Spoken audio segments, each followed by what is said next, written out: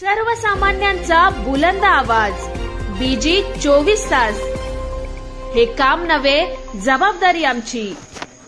श्री सुधाकर परशुराम घारे यांच्या श्रावणसरी समूह नृत्य स्पर्धा मोठ्या उत्साहात संपन्न.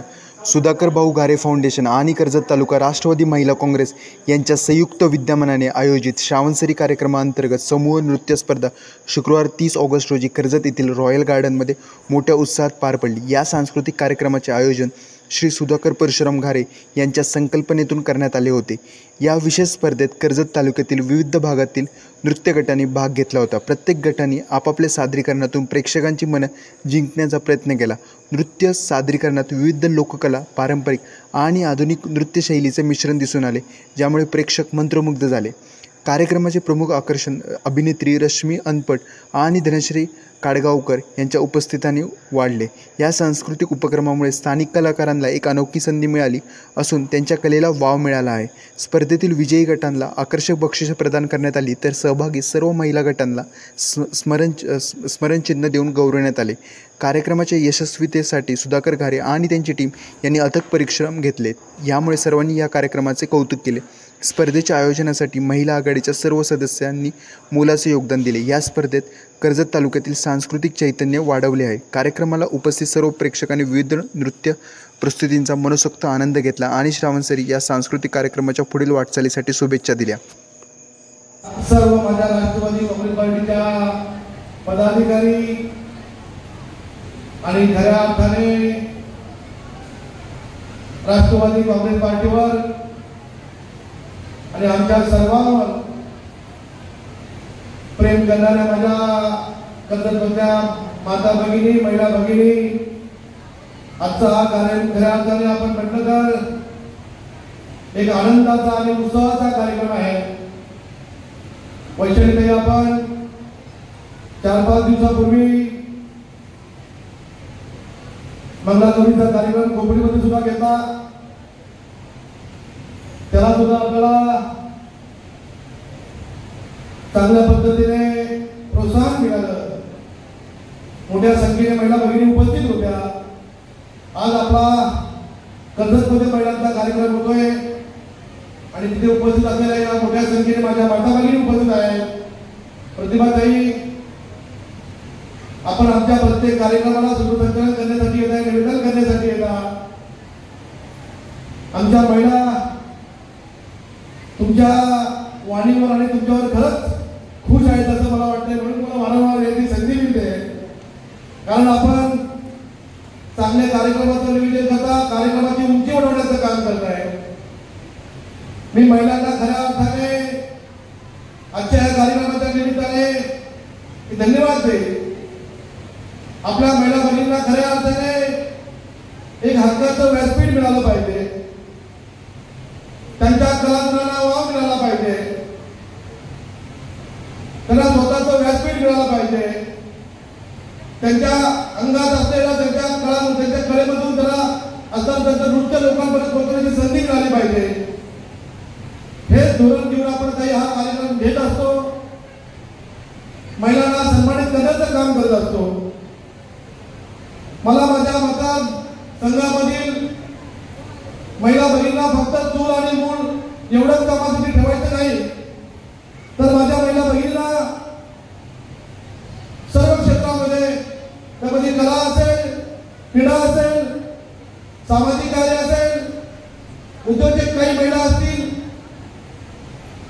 रोजगाराविषयी काही महिला असतील, या सर्व महिलांना वेगवेगळ्या पद्धतीने संधी देण्याचं या ठिकाणी काम करायचं आहे. आणि हे सर्व करत असताना आपल्याला वेगवेगळ्या क्षेत्रात जात असताना, आपल्याला वेगवेगळ्या ठिकाणी आपण वाटचाल करत असताना, तुम्हाला ज्या ज्या ठिकाणी तुम्हाला या भावाची गरज लागेल त्या त्या ठिकाणी हा भाऊ तुमच्या सोबत असेल असा शब्द मी तुम्हाला ऐकून येतो. तर आपल्या माता भगिनींना आपला सण, आपली संस्कृती जपलं पाहिजे. महिला भगिनी सुद्धा आपला सन्मानाने आपल्या समाजामध्ये राहिलं पाहिजे. आपल्या समाजामधील खऱ्या अर्थाने आपल्या समाजामधील जो आपला हेतू आहे तो हेतू शेवटच्या माणसापर्यंत पोहोचवला पाहिजे. माझी जी महिला भगिनी करू शकते ते कुठलाच माणूस करू शकत नाही आणि लोकप्रतिनिधी करू शकत नाही. तर आपण प्रत्येक ठिकाणी आपल्या महिला भगिनींना बघितलेलं आहे. मला माझ्या कर्जतची महिला भगिनी असतील, महिला पदाधिकारी असतील, कोकणीमधला महिला पदाधिकारी असतील, खालापूरमधला पदाधिकारी असतील, त्यांच्यावर माझा विश्वास आहे आणि मला त्यांच्याबद्दल अभिमान आहे. ते माझ्या खांद्याला खांदा लावून काम करतात, माझ्या 2 पावले पुढे जाऊन काम करतात. आमच्या पक्षाचं काम ते चांगलं करत असतात. आमच्या पक्षाचं ध्येय धोरण ते लोकांपर्यंत पोहोचवण्याचं काम करत असतात. आणि म्हणून माझ्या महिला भगिनींवर माझ्या पदाधिकाऱ्यांच्यावर माझा मनापासून विश्वास आहे की त्याला मनापासून शुभेच्छा देतो, धन्यवाद देतो. तर आपण माझ्यावर विश्वास ठेवला आहे, माझ्या खांद्याला खांदा लावून आपण काम करताय. माझ्या आपण बघितल्या आपल्याला पुढच्या काळामध्ये सर्वांना चांगली संधी कशी येईल, तुमची ताकद कशी वाढवता येईल, तुम्हाला वेगवेगळ्या पदावर वेगवेगळ्या ठिकाणी बसवता कसं येईल याची मी काळजी घेतल्याशिवाय राहणार आहे, असा मी या प्रसंगी आपल्याला शब्द देतो. आमचा राजेंद्र गुरुनगर महिला ग्रुप नेरळ, मनीषाताई पाटील ह्या आमच्या ग्रुपच्या अध्यक्ष आहेत आणि सुधाकर भाऊ घारे यांच्या फाउंडेशन तर्फे आम्ही इथे आज श्रावणसरी या कार्यक्रमात भाग घेतोय. गेले 2 वर्ष आमचा 2रा नंबर आलाय. आता ह्या वर्षी बघू, बेस्ट परफॉर्मन्स द्यायचा प्रयत्न आम्ही केलाय, पण बघू ते परीक्षकांच्या हातात आहे. आणि भाऊंनी जो हा प्लॅटफॉर्म निर्माण केलाय तो खूप छान आहे आमच्या महिलांसाठी. खूप त्यांचे आभार मानते मी भाऊंचे.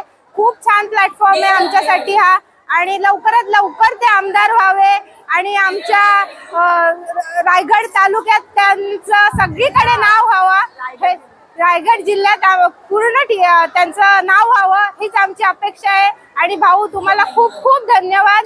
हे सगळं तुम्ही जे आयोजित करता आहात ते खूप धन्यवाद. माझं नाव सायली गणेश कदम, राजेंद्र गुरुनगर नेरळ, राजेंद्र गुरुनगर महिला ग्रुप. नमस्कार, मी सौ मनीषा भगवान पाटील.